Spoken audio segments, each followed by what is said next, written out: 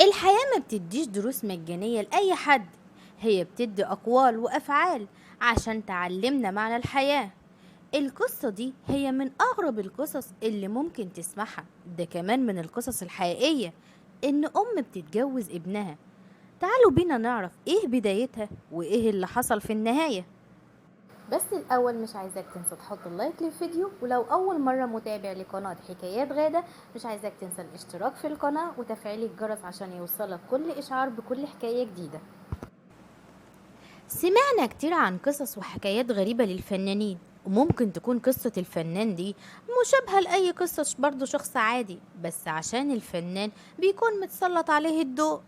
وكمان قصة دلوقتي هي من أغرب قصص الزمن الجميل، قصة الفنانة أميرة أمير.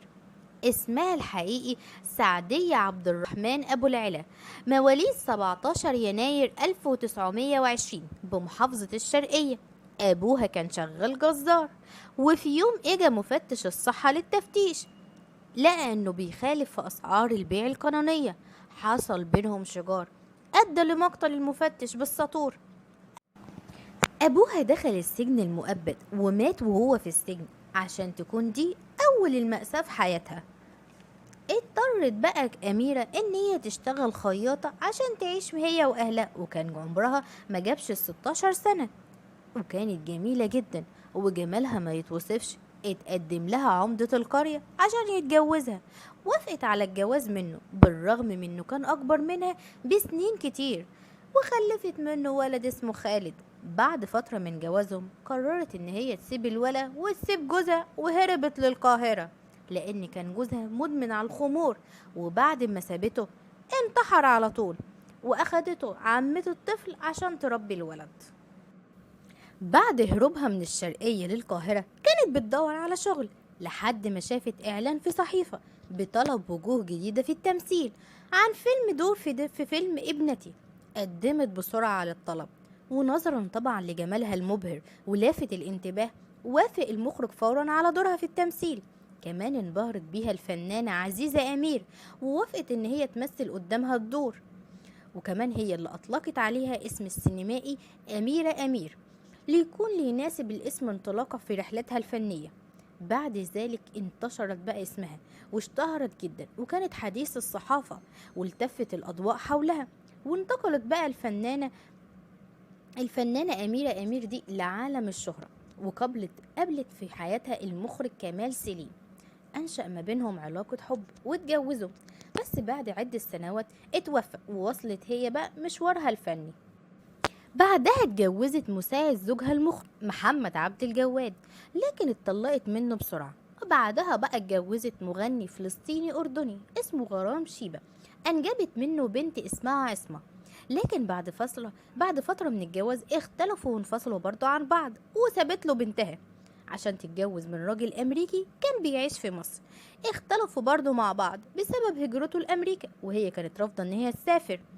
بعدها اتجوزت ضابط في الجيش المصري اسمه فايز صبري، أنجبت منه ولدين أمير وبهاء. انفصلت عنه بعد 6 سنين، وسابت له كمان العيلين عشان تقرر بعدها الهجرة لأمريكا، وتبتدي رحلة جديدة في حياة أميرة أمير. بعد ما سافرت أميرة أمير لأمريكا اشتغلت رقاصة في إحدى المسارح. قابلت هناك شاب يهودي اتعرفت عليه، أنشأت بينهم علاقة حب وطلب يدها للجواز.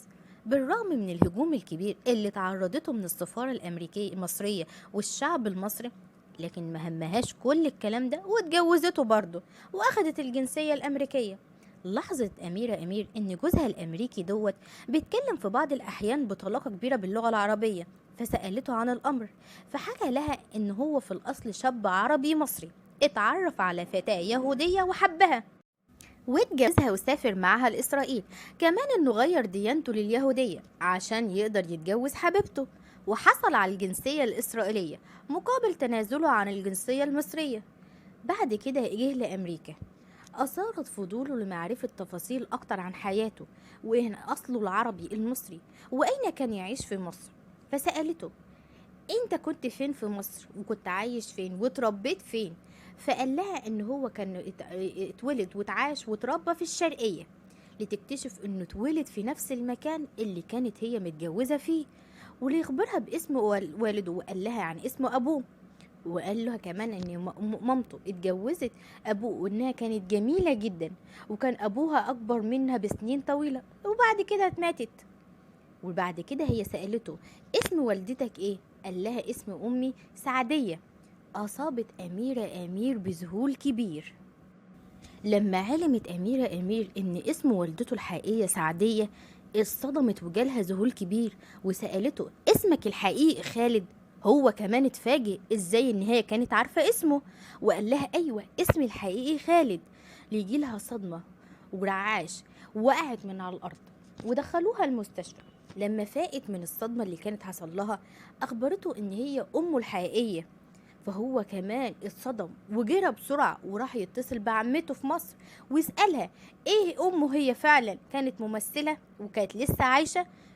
فعمته قالت له ان هي ممثلة مشهورة اسمها أميرة أمير، وما ماتتش ولا حاجة وسابته وهو صغير. بعدها اتأكد ان هو فعلا اتجوز امه. من صدمته انتحر، رمى نفسه قدام عربية كانت ماشية بسرعة عشان يتوفى الابن والأم في نفس اللحظة. أميرة ماتت في المستشفى من الصدمة، وابنها كمان هو كمان مات منتحر. القصة دي هي من أغرب القصص اللي حصلت ومن أصدمها، بس للأسف هي قصة حقيقية، إنها تكتشف إنها اتجوزت ابنها اللي ما شافتوش من سنين، وكمان إنه غير ديانته لليهودية.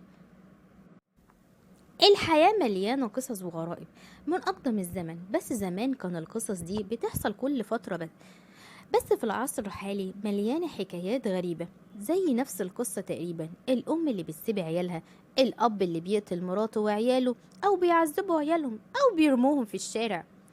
الموضة جديدة طالعة دلوقتي إن هما في بعض الأحيان بيتشرطوا قبل الزواج بعدم الخلف بسبب ظروف الحياة الصعبة، أو إن هما مش قادرين على المسؤولية والتربية. الزواج ده هو سنة الحياة اللي بينتج عنه الإنجاب لاستمرار الحياة، بس في بعض الأحيان بيكون أفضل عدم الخلف عشان ما نخلفش عيال ونرميهم كده في الشارع، أو ما يكونوش قادرين على التربية والمسؤولية، أفضل من إن هم ينجبوا أطفال يتربوا في الشارع متشردين أو حتى أمنيين. أو زي قصة خالد دوت، إن إسرائيل دلوقتي بتجند شباب كتير بهدف المال عشان يدخلوا في الديانة اليهودية. وفي الآخر ربنا يهدي الحال للجميع. أسيبكم في رعاية الله، مع السلامة.